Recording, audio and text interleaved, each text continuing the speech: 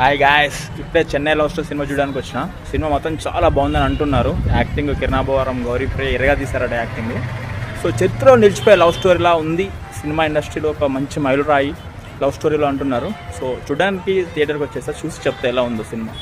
ఈ డబ్బాయి షోయరా అంటే మినిమం 10 మంది ఉంటే ఇస్తారట. సో 10 మంది వచ్చాక వెయిట్ చేయాలి.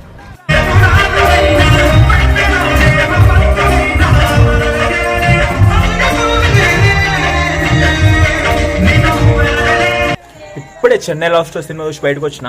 సినిమా మాత్రం చాలా అంటే చాలా బాగుంది. గౌరీప్రియ యాక్టింగ్ మాత్రం అదుర్సు. యాక్టింగ్ ఎరగ తీసేసింది Gouri Priya heroine. And Kiran abhor అన్న యాక్టింగ్ కూడా చాలా అంటే చాలా బాగుంది. స్టోరీ చాలా బాగుంది. క్లైమాక్స్ మాత్రం అదరగొట్టేశాడు.